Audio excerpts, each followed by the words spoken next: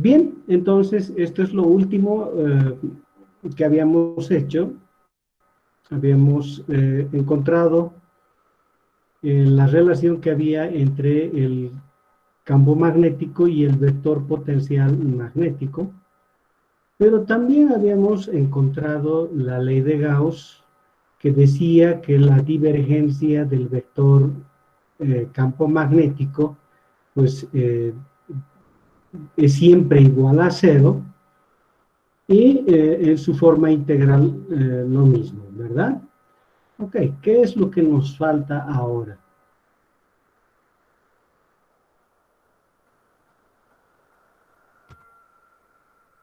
Nos falta definir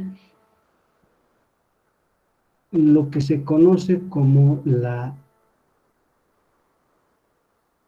ley de Ampère o la ley circuital de Ampère.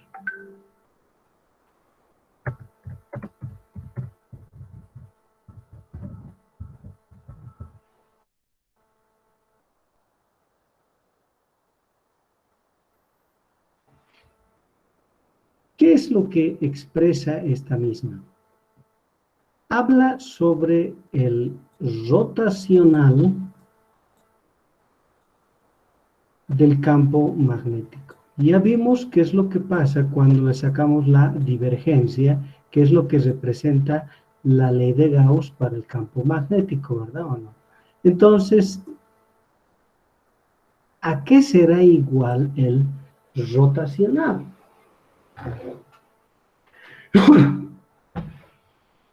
Para llegar a esto, nosotros pues vamos a usar el hecho de que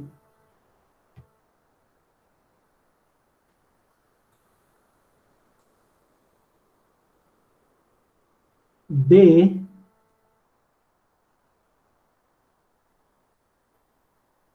se puede expresar en función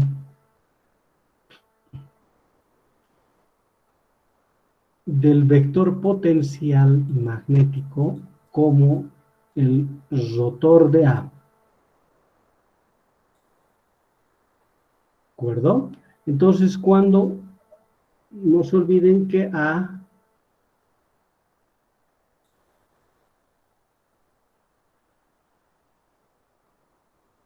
se escribe como mu sub 0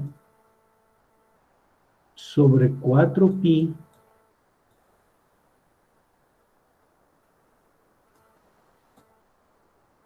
y prima la integral sobre c prima de dr prima sobre r módulo menos r prima.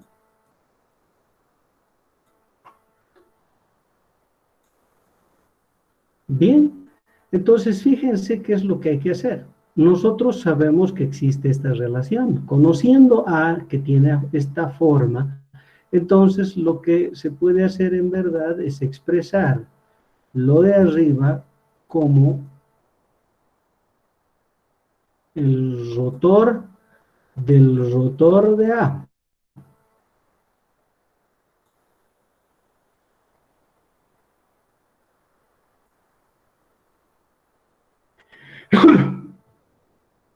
¿Está bien?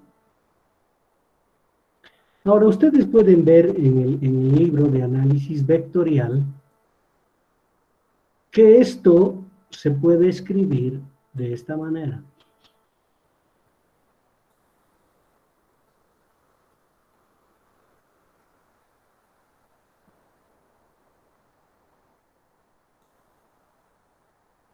Esto es punto, ¿ya? Punto.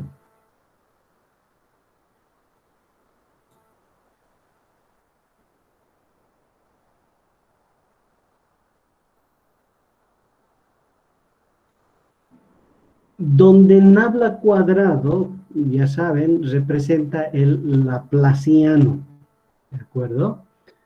Entonces, fíjense que si nosotros reemplazamos esto aquí, tendremos esta operación que se puede desarrollar de esta manera. ¿De acuerdo? ¿Ah? Y si nosotros reemplazamos A aquí y aquí, obviamente, ¿verdad? Y hacemos uso de dos identidades adicionales. Una, que el gradiente de 1 sobre R menos R' módulo es igual a menos sobre las coordenadas prima.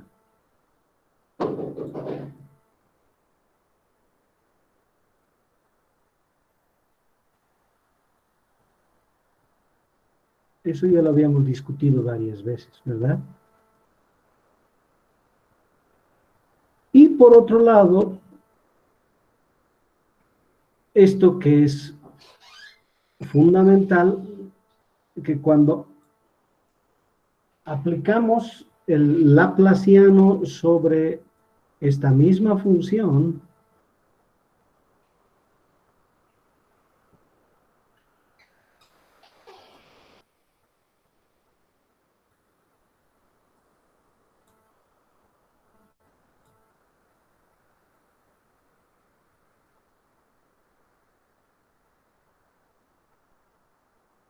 sobre lo mismo, ¿verdad? Encontramos esto que es un poco más refinado, pero lo pueden usar como una identidad vectorial, ¿de acuerdo? Esta es la función delta de Dirac,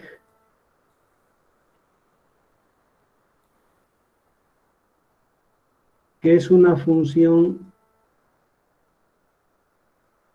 que en todos los puntos del espacio vale 0, excepto en este punto R', ¿de acuerdo? Es un tipo de función muy particular, pero para encontrar el resultado de esto, en otras palabras, del rotacional que estamos buscando nosotros, es importante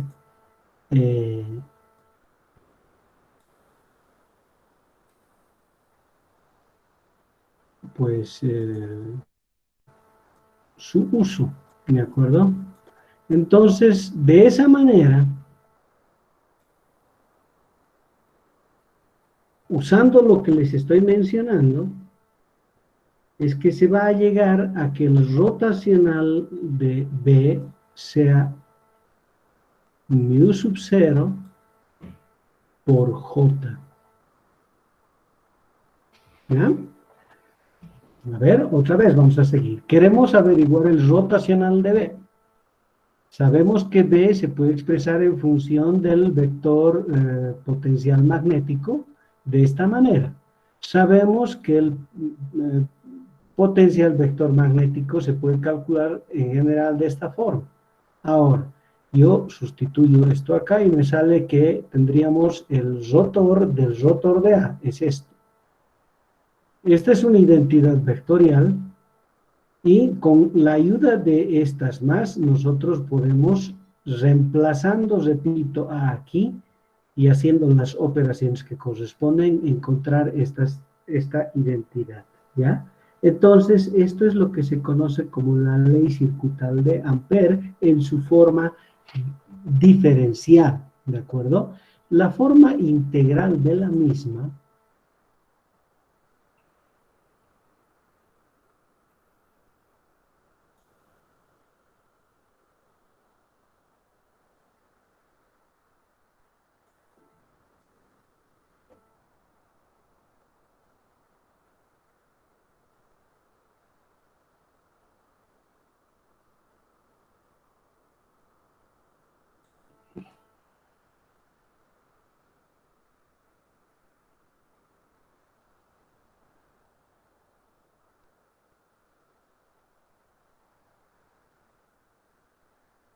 sería esa, ¿de acuerdo? Entonces, si uno quiere transformar esta expresión, pues a su forma integral nos va a dar lugar a esta expresión, ¿ya? Entonces, tenemos la ley circuital de Ampère en su forma diferencial o en su forma integral. Esto vendría a ser, si ustedes quieren, de una aplicabilidad similar a la que tiene la ley de Gauss para el campo eléctrico. ¿Por qué? Porque en condiciones de alta simetría, este integral es muy simple. ¿Qué quiere decir eso? Que buscamos en esa simetría que el contorno sea uno en el que el vector B en todos sus puntos prácticamente sea constante. Entonces puede salir de la integral y de esa manera permitiría obtener rápidamente B. ¿De acuerdo? Entonces, esto es muy importante, por favor. ¿Bien? No se olviden entonces que tenemos la opción de calcular B por la ecuación de Biot-Savart. Que tenemos manera de calcular otra vez B calculando primeramente el potencial vector magnético. Una vez que tenemos el potencial vector magnético, solo hay que hacer el rotor para obtener B. ¿De acuerdo? Ahora, también es posible conocer B por medio de esta relación o de esta en su forma diferencial. Normalmente uno prefiere hacer uso de esta ecuación, pero bajo ciertas condiciones no es difícil resolver esta ecuación también. ¿De acuerdo? Entonces, con esto, digamos, habríamos completado el desarrollo, digamos, de lo fundamental para el cálculo de la perturbación magnética y la fuerza magnética que se ejercería sobre una espira de corriente, el torque magnético que se podría generar sobre una espira de corriente cuando sobre la misma existe un campo magnético, ¿verdad? Y lo único que quedaría ahora sería pues ver la aplicación de todo esto para algunos casos en particular. Entonces, vamos a ver los casos, ¿de acuerdo?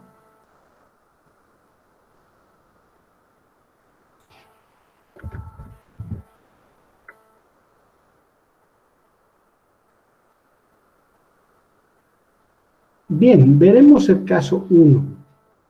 El caso 1 es muy interesante, es un alambre recto, infinito, por el cual va a circular una corriente que le vamos a llamar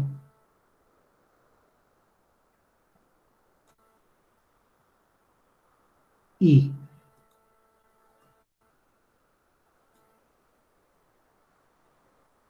Manteniendo nosotros nuestra notación, entonces le vamos a llamar I'. ¿Está bien? Entonces imagínense un alambre recto, infinito, es decir, de tamaño infinito, por el cual está circulando una corriente I'. Nos gustaría saber el campo magnético en un punto cualquiera a su alrededor. Cuando estamos hablando nosotros de un punto cualquiera a su alrededor y por cuestiones de simetría, ustedes seguramente entienden de que ese punto es un punto cualquiera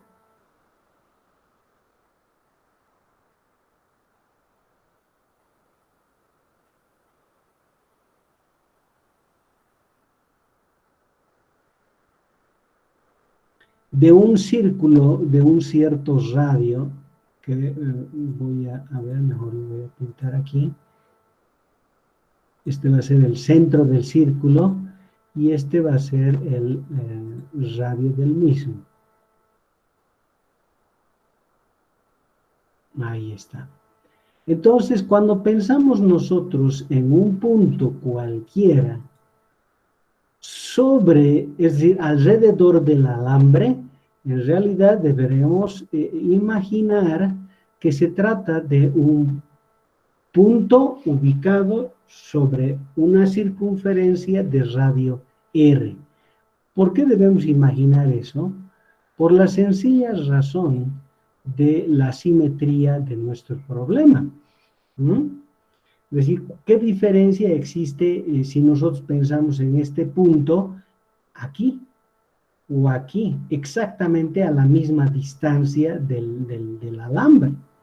Es decir, todos estos puntos son completamente equivalentes, no existe mayor diferencia. Entonces, cuando pensamos calcular el campo magnético generado por una espira de estas características, en un punto cualquiera alrededor de la espira, entonces es mejor imaginarse de que hay círculos concéntricos al eje del alambre de un cierto radio y queremos averiguar el campo a esa distancia radial, ¿verdad? En un punto cualquiera. ¿Bien? Entonces, ¿qué es lo que hay que hacer? ¿Qué es lo que hay que hacer? Como son completamente equivalentes, ¿verdad? Yo podría simplificar este problema de la siguiente manera. ¿Y cuál sería? Tengo el alambre, por el mismo está circulando la corriente I'. Voy a poner al observador en algún punto, digamos aquí, voy a poner al observador. Como es de tamaño infinito, y puedo escoger cualquier lugar, ¿verdad? Entonces voy a poner al observador aquí. Ahora, voy a determinar el campo magnético a una distancia. Fíjense que como es un círculo, este círculo es perpendicular al alambre, ¿verdad? Entonces, esta R es perpendicular al alambre, en cuyo caso esto sería R. ¿Está bien? Ok. Entonces, yo lo voy a poner sobre el plano. Entonces, me gustaría calcular aquí, en este punto. Como es el plano, fíjense que yo puedo tomar un sistema de referencia. En este caso pienso que el más adecuado sería el siguiente, ¿verdad? Ahí está. Yo podría llamarle X a eso y podría llamarle a esto. Lo estoy poniendo un poquito fuera para que ustedes vean la diferencia con los ejes, ¿ya? Entonces, a esto le podría yo llamar el eje X. No se olviden que este es el punto donde queremos calcular. Y este podría ser eventualmente el eje Y, ¿verdad? Es decir, estamos agarrando y estamos haciendo un corte. Un corte. Entonces, hay un plano. Ese plano es este. Queremos aquí. Entonces, este punto donde queremos calcular tiene como coordenadas. Ahora voy a poner el eje Z más. Ahí digamos, X, Y, Z.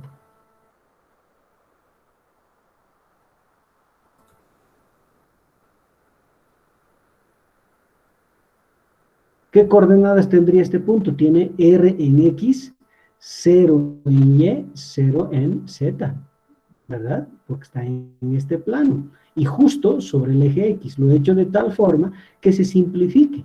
No tiene sentido complicarse si todos los puntos son completamente equivalentes. Esto que estoy haciendo sirve para cualquier punto sobre esta circunferencia. ¿Está bien? Entonces, por ejemplo, ¿cómo sería calcular B?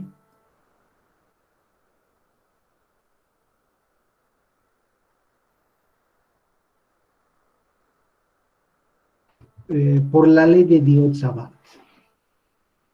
Por la ley de Biot-Savart, primero debemos nosotros escribir la misma, ¿no? Y dice que es mu sub 0 sobre 4pi y prima por la integral sobre el contorno C'. En este caso, el contorno C' es todito el alambre, infinito, ¿verdad? Entonces, mucho cuidado, por favor. Esto aquí es C', ¿ya? O lo mismo acá, todito el alambre. Ahora, ¿de qué? De dr' cruz R menos R', ¿verdad? Todo dividido módulo R menos R' al cubo. ¿Bien? Ok, entonces según esto, lo que es fundamental, igual que en los problemas de electricidad, es definir R y R', pero tenemos nosotros nuestro observador. Por lo tanto, el vector R, ¿cuál sería? A ver, voy a poner la flecha y voy a poner con rojo. No, ya he usado el rojo, con amarillo. Ahí está. R es del observador al punto donde queremos calcular. O sea que este es el vector R, ¿verdad? Entonces, este es el vector R. R' es al punto del circuito donde está un DQ'. Digamos, lo voy a poner acá. ¿Ya? Este va a ser nuestro DQ' y por lo tanto, este sería el R'. ¿Ah? Este sería R'.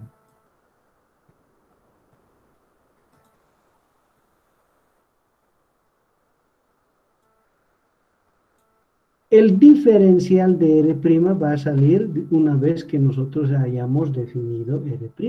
Eso es lo único que necesitamos, fíjense. Entonces voy a escribir vectorialmente R. ¿Y qué me va a dar? R es igual a R en I más 0J más 0K. Así tal cual lo he definido.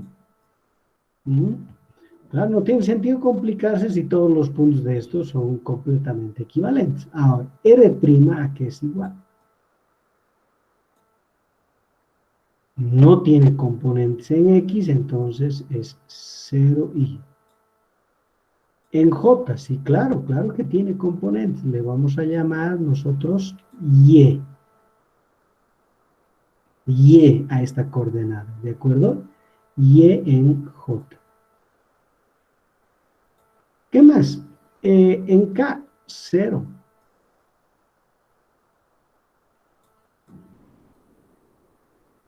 Entonces, ahora le voy a sacar el diferencial.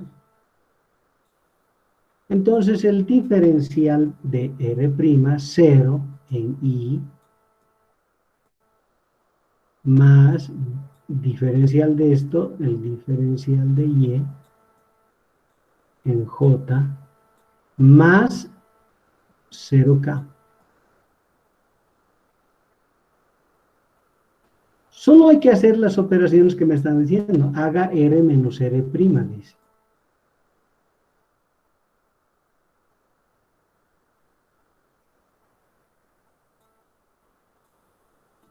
Entonces, esto será R en I menos YJ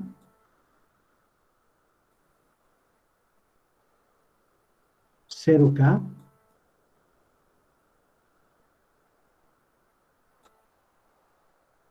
ahí está.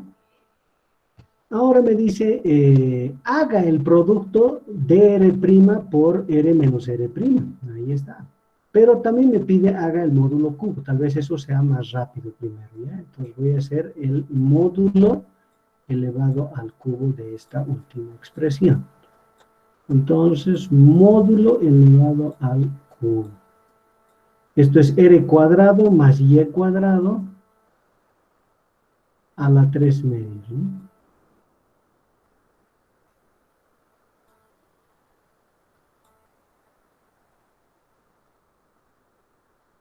Listo. Entonces nos queda hacer el producto cruz dr' cruz r menos r'. Y entonces tenemos que hacer un determinante IJK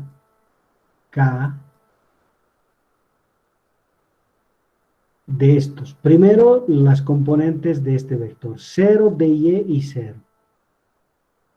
0, dy, 0. Las componentes de este vector, r menos y0. R menos y 0. Perfecto. Entonces, esto va a ser igual a, en I, cerramos, 0, 0, 0 en I. En J, cerramos, 0, 0.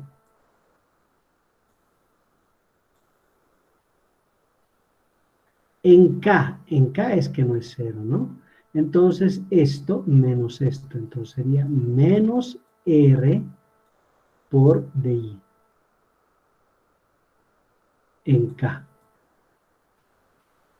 Listo. Entonces, no tenemos nada en I, nada en J, pero sí tenemos en K. Entonces, ¿qué nos queda? Este signo menos, y lo voy a sacar. R y dy no tienen relación, entonces R también sale. Entonces, ¿qué tendríamos? Menos mu sub 0 por I' por R dividido 4pi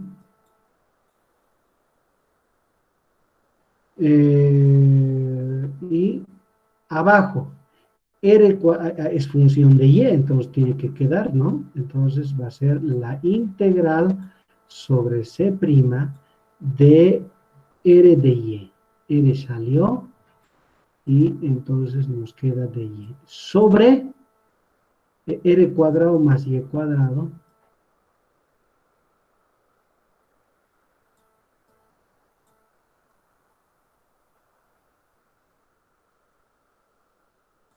elevado a la 3 medios.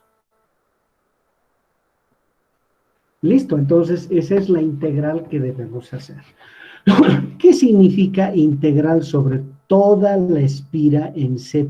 En C', como la variable es Y, estamos sobre este eje, para cubrir toda la espira tenemos que ir desde menos infinito hasta más infinito, ¿no? Entonces hay que tener mucho cuidado. Eso significa que va a ser menos mu sub 0 por I' por R dividido 4pi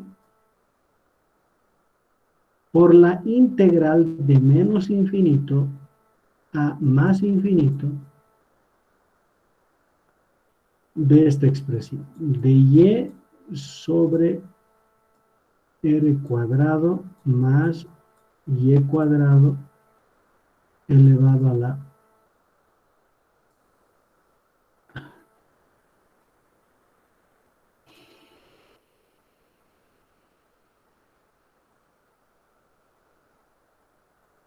3 menos. Bien. Y que, Ahora, perdón, dígame. eh, ¿no falta un unitario de K en esas dos ecuaciones? Uf, perfecto, falta, gracias. Aquí está. Muy bien, gracias. Ahora sí. Para integral voy a hacer un cambio de variable, el que se suele usar toda vez que se tiene este tipo de integral. Le voy a llamar yo a Y R por tangente de un ángulo, digamos, phi. ¿Ya? Eso es lo que estoy haciendo. Miren. ¿Por qué hago eso? Porque al sustituir me va a dar R cuadrado que puedo factorizar, ¿verdad? Y me va a dar aquí adentro 1 más tangente cuadrado. Entonces, es importante recordar que hay una identidad trigonométrica que nos dice que 1 más tangente cuadrado de un ángulo va a ser igual a la secante cuadrado de dicho ángulo, ¿no?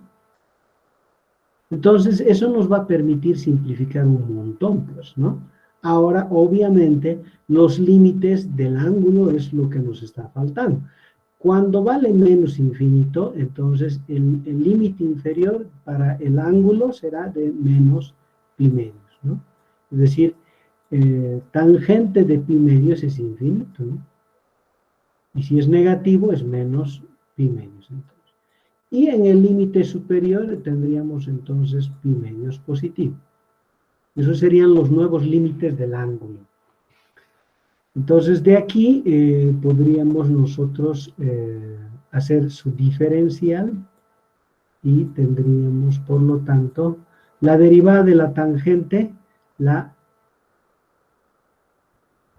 secante cuadrado, ¿no?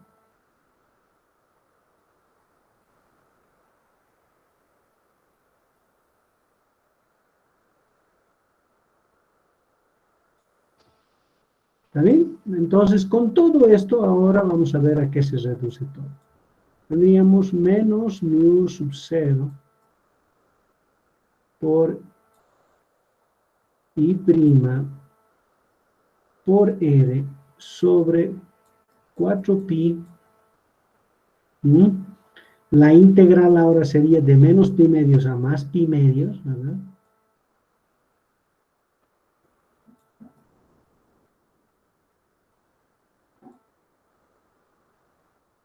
¿De qué?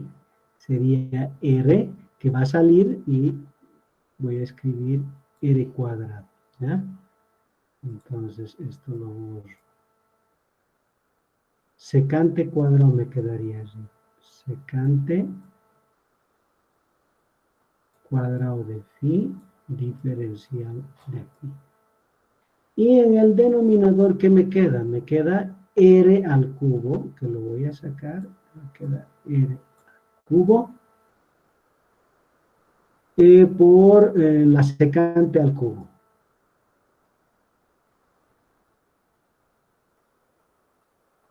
De phi, ¿no?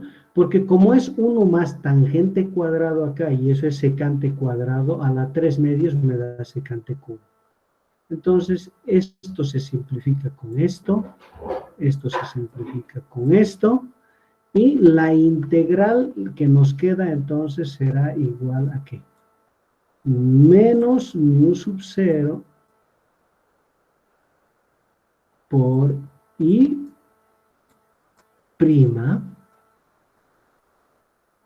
sobre 4pi, por 1 sobre R. Eso es muy importante, ¿ya? Esta distancia al punto, el radio de ese círculo. Perfecto. Por la integral, 1 sobre secante es coseno, por la integral de menos pi medios a pi medios del coseno de phi diferencial de phi. Ahí está. Entonces, ¿a cuánto es todo esto es en K, ¿no? Aquí nos está contando, esto es en la dirección K. Entonces, el campo magnético sería igual a ¿qué?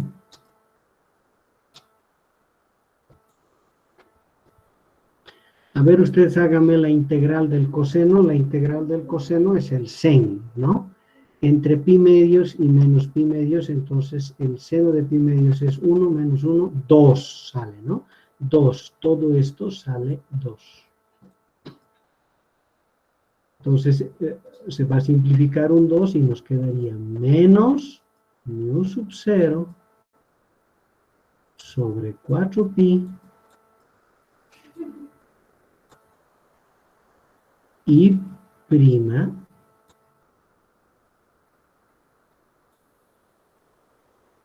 ese 2 dijimos que se simplifica con un 2 de aquí y nos queda 2pi. Alargamos esto y r nos queda en el denominador, en la dirección k. ¿Eso qué significa? Este menos nos está diciendo que apunta hacia el otro lado. Entonces, aquí, si yo tuviera que dibujar al campo magnético acá, sería antiparalelo a este, ¿no? O sobre el eje X negativo. Ahí está. Entonces, este sería B. Ahí está. Entonces, si yo tuviera que dibujar, fíjense, hacia allá la corriente, esto es R, y entonces me está diciendo que B es perpendicular a R, pero al mismo tiempo perpendicular al eje. Entonces, en cualquier punto, ese vector está así. ¿Ah? Si escogiera este punto, entonces estaría así. Si escogiera este punto, estaría ahí. ¿Ah? Ahí está. Tangente a la circunferencia, en cualquier punto. Su magnitud vale esto, ¿no? La magnitud de toditos ellos es mu sub 0 y prima sobre 2pi r. En otras palabras, estamos diciendo que el campo magnético que generado por esto, si pensamos en estos círculos concéntricos con el eje, pues disminuye como el inverso de r. Nos vamos alejando y decrece en la magnitud de b.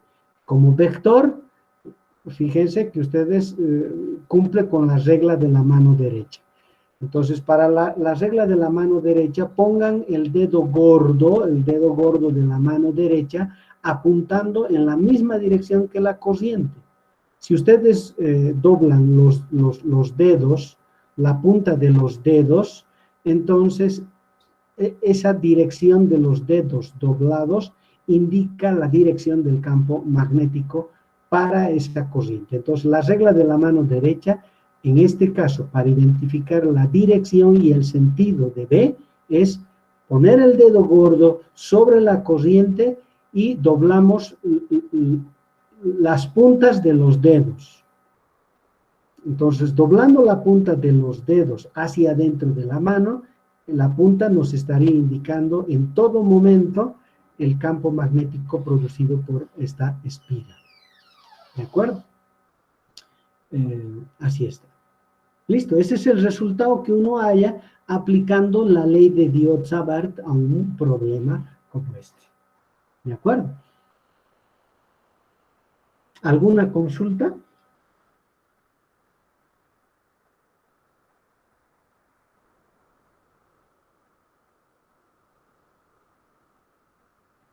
Bien, entonces tal vez valga la pena aplicar al mismo problema, esta vez la ley circuital de Ampère, y calcular el B, a ver cómo nos va. Si realmente es cierto que es el equivalente a la ley de Gauss del campo eléctrico, porque permite calcular rápidamente el campo magnético, pues veremos si es que eso es cierto.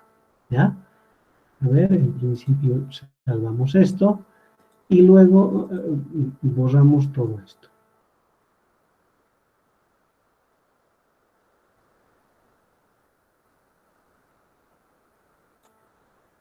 A ver. Entonces tendríamos para el cálculo de B la ley circuital en su forma integral es sobre C. ¿De qué? De B punto dr. Acá C representa la curva que envuelve a la corriente, ¿ya? La curva que encierra la corriente. Y esto es mu sub 0 por I. En nuestro caso, esto es I'. Es la corriente que encierra este C, este contorno. Entonces, el contorno que encierra nuestra corriente es este, es este. Este sería el contorno, ¿verdad? Estamos escogiendo un contorno que encierra completamente. ¿Qué quiere decir? Que la corriente atraviesa el área que cierra C. Eso. Entonces, yo escojo un contorno de tal forma que B en todos esos puntos valga exactamente lo mismo. Y en este caso, realmente es el contorno de esta circunferencia de radio R, ¿no es cierto? En todos los puntos, el producto B punto de R es exactamente el mismo. ¿Qué quiere decir? Que B es tangente, ahí está B. Esto es B. Y en este mismo punto, si es que me permiten, yo voy a dibujar DR. DR, ahí está, eso es DR. DR. El DR, no se olviden, es el desplazamiento infinitesimal. ¿Qué quiere decir? Sobre el contorno que nosotros hemos escogido, hay que ver un vector de tamaño infinitesimal, pero tangente al mismo. Y en todos los puntos de una circunferencia, DR, pues en este caso es paralelo a B, ¿no? Entonces, ¿qué resulta? Que el producto B punto DR va a ser igual a la magnitud de B por la magnitud de DR. La magnitud de DR es un elementito de longitud, un pedacito, ¿verdad? ¿Ah? La magnitud del desplazamiento infinitesimal es una longitud sobre el contorno, le estoy llamando de L. Entonces, eso reemplazamos acá, pero B en todos los puntos tiene la misma magnitud. Entonces, sale. Y tendríamos la integral sobre todo el contorno del diferencial de longitud. Y eso tiene que ser igual a mu sub 0 por I'. Si integro sobre todo esto, me va a dar 2pi por R, ¿no? Que es el contorno de la circunferencia. De esa manera despejamos V y va a ser igual a mu sub 0 I' sobre 2pi por R. Y si usted se fija, es el mismo resultado que hemos hallado, ¿no? Ahí está. Claro que obviamente implica que nosotros sepamos algunas cosas. Una de ellas es la regla de la mano derecha que les he mencionado, ¿verdad? Que lo hemos aprendido del resultado obtenido de la ley de Biot-Savart. Entonces, haciendo uso de eso, pues podemos aplicar la ley circuital de Ampère y rápidamente el resultado que habíamos obtenido por la misma ley. Ahí está. Entonces, ese sería nuestro caso 1.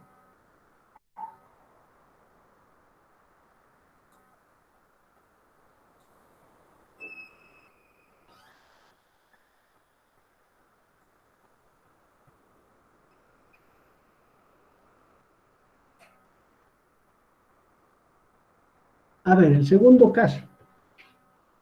Otro ejercicio muy interesante y es porque posteriormente dará lugar a las famosas bobinas, es esto, ¿verdad? Tenemos nosotros una espira por la que está circulando una cierta corriente. Ahí está. Una corriente I' está circulando por una espira de un cierto radio y a ese radio le vamos a llamar R. ¿Ah? O para que no se confunda, le voy a llamar A. ¿Ya? Listo. Ahí está. Entonces tenemos una espira circular de radio A por la que está circulando una corriente I'. Ahora, ¿qué quisiéramos nosotros? Pues calcular el campo magnético producido en todos los puntos sobre el eje axial de dicho alambre o de dicho aro, ¿no?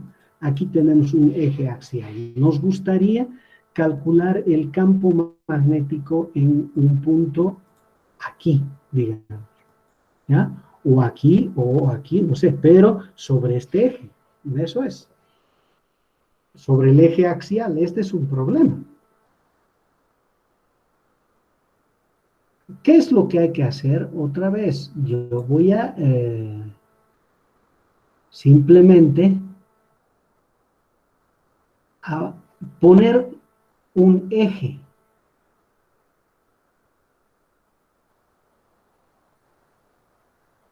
Le voy a llamar el eje Z, le voy a llamar el eje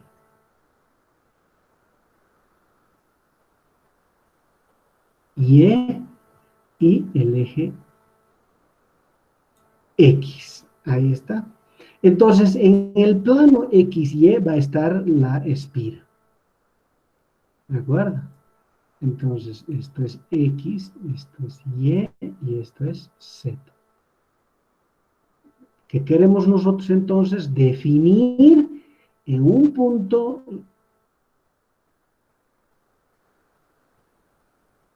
sobre el eje Z el campo magnético.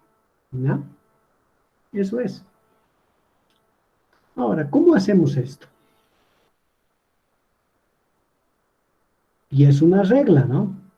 Conocemos la ley de Diot-Sabat. Entonces, ¿qué tenemos que construir? R, R'. Una vez que hemos construido R y R', el resto es solo trabajo mecánico, ¿no? A ver, R. Primero R. Si ustedes me permiten, por definición es el vector que va de el origen del sistema de referencia, es este, ¿verdad? Al punto donde queremos calcular el campo. Ahí está. Entonces, eso es R. Esto es R. ¿Qué más necesitamos nosotros en la espira? En la espira definir un elemento de carga, ¿verdad? Entonces, ¿dónde está nuestro elemento de carga? ¿Qué les parece? Yo voy a poner aquí.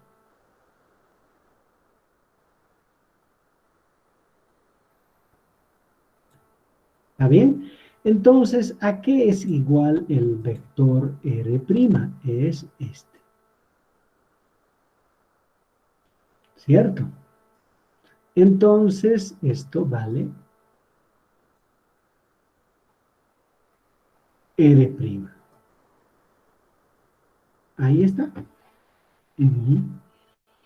¿Qué nos queda? Simplemente escribir R y R'.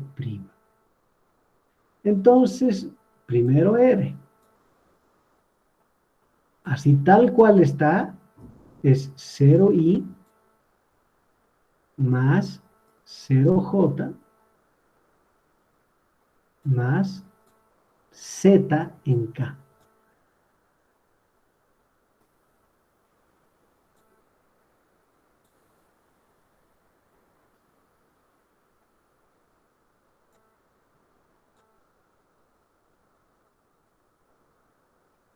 Ahí está. Z en la dirección K. R'.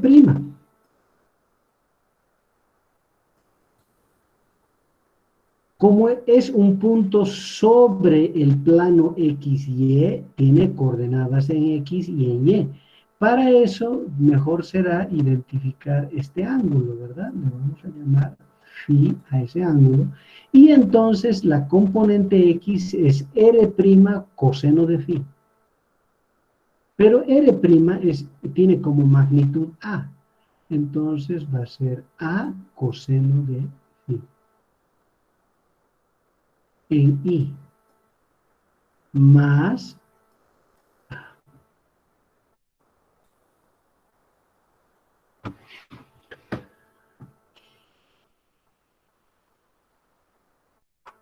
a seno de phi en J más 0 en K.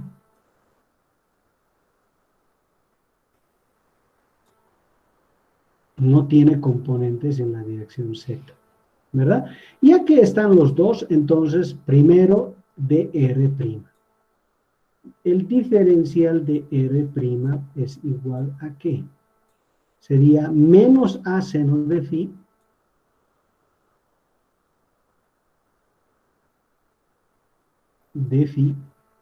en la dirección I más a cos phi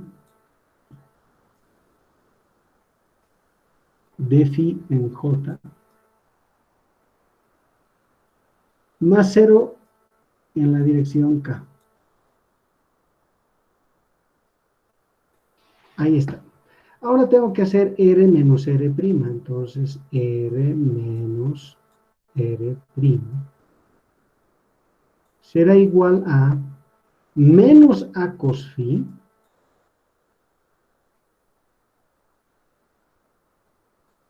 en I menos a sen phi en J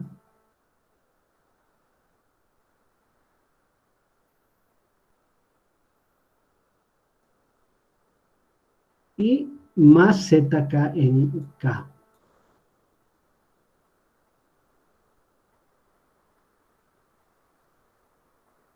Listo. Módulo de esto al cubo. R menos R' módulo al cubo. Cuadrado, cuadrado, suma nos da a cuadrado. Más z cuadrado. Todo elevado a la 3 menos.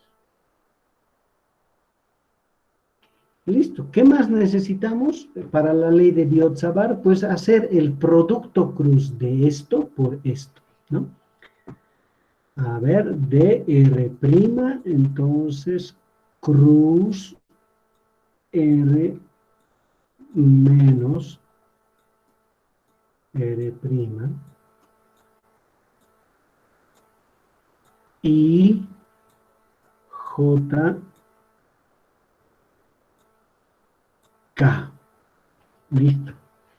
Componentes del primer vector. Menos a cos phi de phi.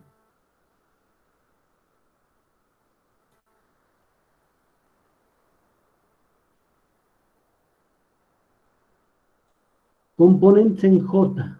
A sen phi de phi.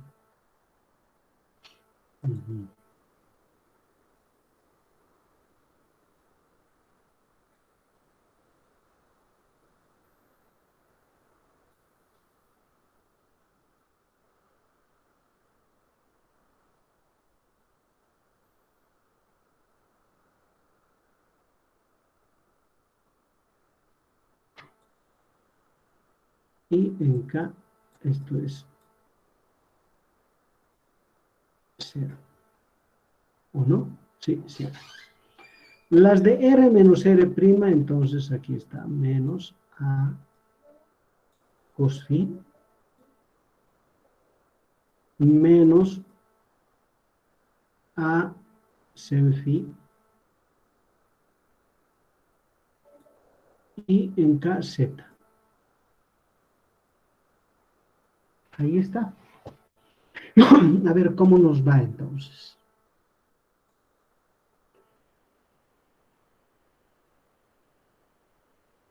A, Z, sen phi de phi.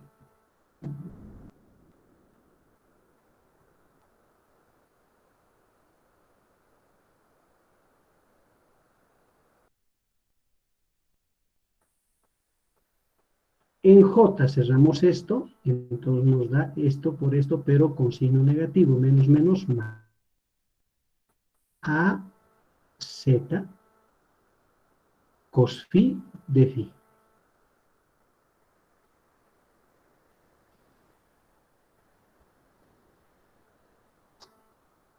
en K.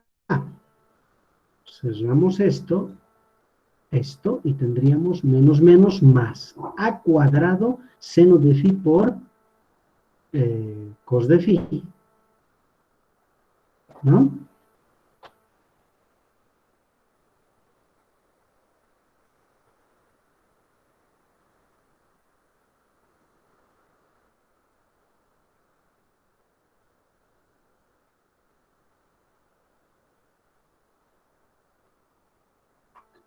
Esto es, entonces, menos menos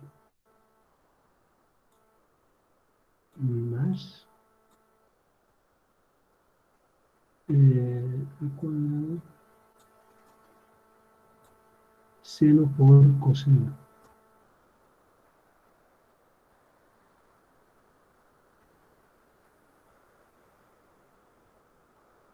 por d phi.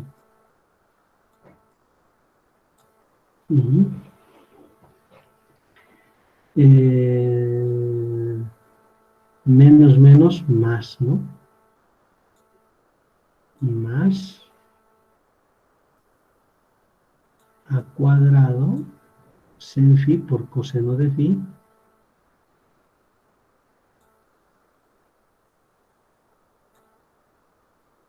diferencial de y todo esto en la dirección K.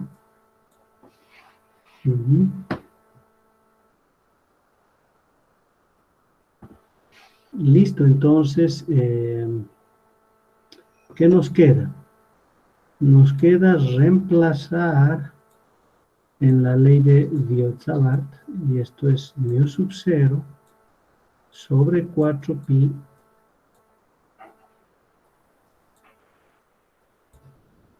y prima.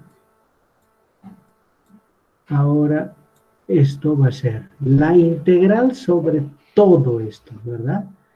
AZ es constante, a cuadrado más z, porque el diferencial es en phi, entonces todo esto sale, ¿no? A por z sobre a cuadrado más z cuadrado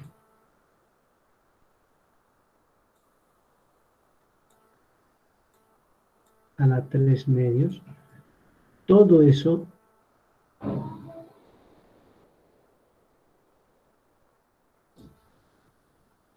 multiplicado por la integral sobre todo esto. Como es en phi, entonces sería de 0 a 2pi para cubrir todo. De aquí tendríamos seno de phi de phi.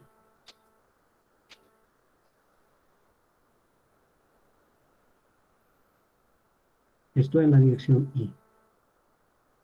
Más lo propio, AZ, pero esta vez en cos, ¿no?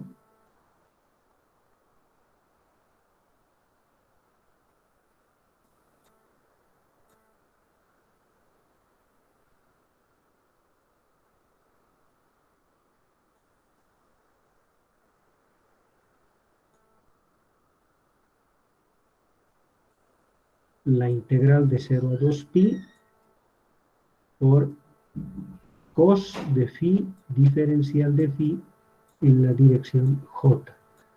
Más lo que queda en la dirección K, que tendríamos a cuadrado sobre esta expresión, más a cuadrado sobre a cuadrado más z cuadrado a la 3 medios por la integral entre 0 y 2pi de qué? Seno de phi por coseno de phi de phi.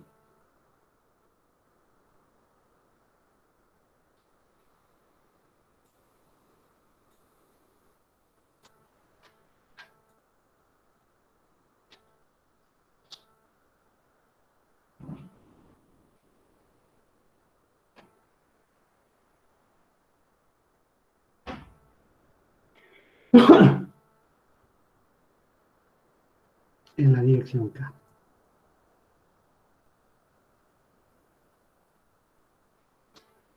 Y ahí cerramos. ¿Qué es lo que hay que hacer? Hay que hacer esas integrales.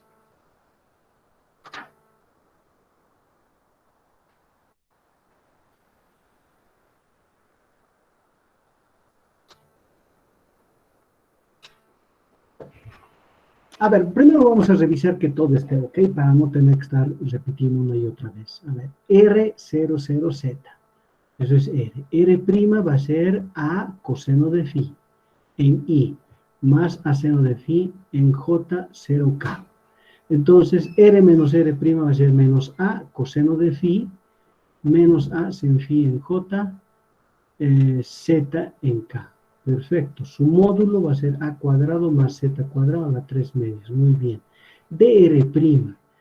Ah, esto es seno, ¿no? Seno. Ya, mucho cuidado con esto. DR' es seno. Esto es sene. Seno. Ah. Esto es seno. Debería haber dibujado bien. Esto es seno.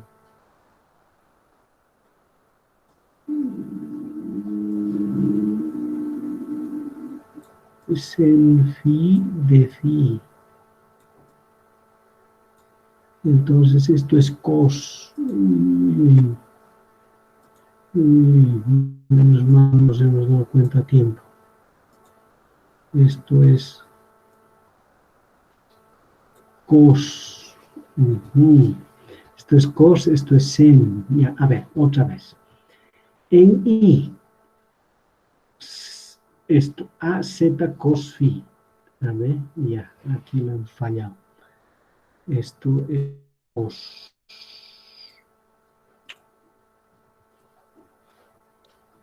Cos phi. Entonces, Disculpe, ingeniero. dígame. En la coordenada X no era nomás lo anterior, era coseno, diré A coseno de phi, o sea, en I Eh, del, en este término, sí, o en este, el DR es que en coordenada, es menos A sen, ¿no? Esto es seno, porque la derivada del cos es el menos sen. ya. Esto no es cos, es sen. Y la derivada del sen es el cos. Por eso estoy poniendo, esto es menos A sen phi de phi, esto es seno, ¿ya? Ya. Y esto es A cos phi de phi, A cos phi de phi. ¿Ya? Esito, por favor, Esito nos estaba generando un problema. Entonces sería A por Z cos phi de phi, y esto es 0, en J sería ¿qué cosa? Esto sería menos menos más A por Z por seno. ¿Ah? A por Z por seno de phi en J, perfecto. Ahora, en K es el problema, ¿no? En K, ya que hemos restituido, en K sería menos menos más A cuadrado, sen phi, sen phi. Entonces tenemos sen phi por sen phi. Esto es. Y aquí A cos cos, esto es cos y esto es cos. Entonces, ¿qué cosa tendríamos? Como son los mismos, esto es seno cuadrado. Y si sumamos todito, se va a ir. Entonces, aquí adentro solo me queda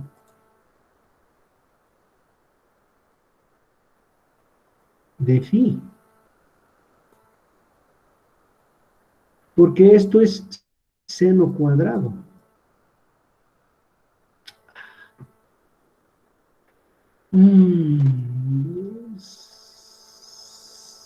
Sen cuadrado de phi es esto. ¿Ya? Este producto. Y este producto es pues cos cuadrado de phi.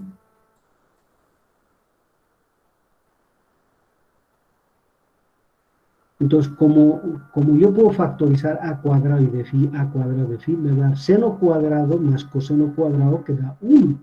Por lo tanto, me va a dar simplemente esto, ¿no? Entonces, esto lo podemos cerrar antes. Y entonces sería esto K. Bien que hemos revisado, porque si no, cualquier cosa nos hubiera dado. Bien, la integral de la función seno entre 0 y 2pi es 0, ¿no? La integral del coseno de phi entre 0 y 2pi es otra vez 0. La integral de phi entre 0 y 2pi es pues 2pi nomás. Entonces, el b para este punto sería igual a ¿qué?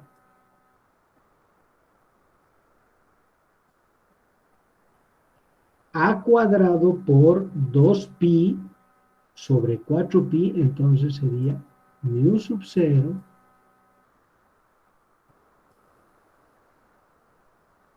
y prima, ¿ya? 2pi, todo esto se va y me va a quedar 2 aquí, ¿verdad? 2, ¿ah? 2, con este 2pi me va a quedar 2. Todo multiplicado por ¿qué? Por a cuadrado dividido entre a cuadrado más z cuadrado elevado a la 3 medios. Eso da esto en la dirección K. Ok, ahora analicemos un poquito.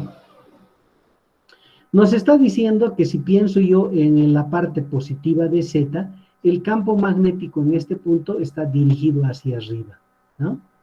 O sea que si yo pudiera dibujar el campo magnético, a ver qué color voy a usar ahora, digamos este, ¿ya?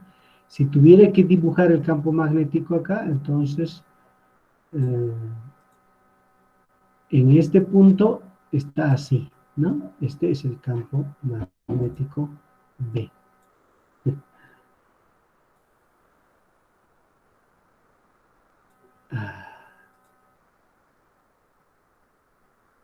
Es B. Pero ¿qué pasa si yo considero, por ejemplo, un punto aquí? ¿Hacia dónde es B? Si yo sustituyo un valor de Z, esta vez negativo, fíjense que aquí la única dependencia es en Z elevado al cuadrado, o sea, que sea positivo o negativo, al cuadrado es positivo, es que quiere decir que en este punto el campo magnético también está dirigido hacia Z positivo, ahí está. Entonces, mucho cuidado con eso, por favor, ¿ya? Mucho cuidado con eso. Esto es también B en este punto. ¿Mm? Y ojo, a la misma distancia, uno y otro lado, vale lo mismo. Ahora, ¿dónde es máximo?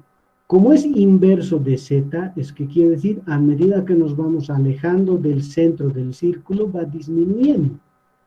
¿Eso qué quiere decir? Lo mismo está ocurriendo en el otro lado, va disminuyendo en magnitud. Aunque tengan el mismo sentido, van disminuyendo en longitud. Entonces debe ser máximo en Z igual 0. En este punto, aquí, tenemos el B max. ¿Cuánto vale? ¿Cuánto vale? Sustituyo Z igual 0, entonces me va a dar A al cubo, ¿no? Al cubo. Con esto me va a dar una A. Entonces sería mu sub 0 y prima dividido 2 veces A. Eso es lo que vale en este punto. Es el máximo valor del campo magnético, justo en el centro de la espiral. Y luego va disminuyendo progresivamente sobre el eje. Quiero advertirles que si ustedes hubieran querido calcular en un punto aquí, hubieran necesitado hacer una matemática más dura, ¿ya? No es tan fácil como en este caso. Sobre el eje, por la simetría, es que las integrales salen muy fácil. Si yo escogiera un punto fuera del eje de simetría, nos meteríamos en grandes problemas matemáticos. No estoy diciendo que no se puede resolver, pero el cálculo sería mucho más largo, ¿ya? Pero para lo que nosotros queremos está muy bien esto, ¿de acuerdo? Entonces, en un punto cualquiera en Z está dado por esta expresión y en el centro de la espira está dado por esta expresión. ¿Alguna duda?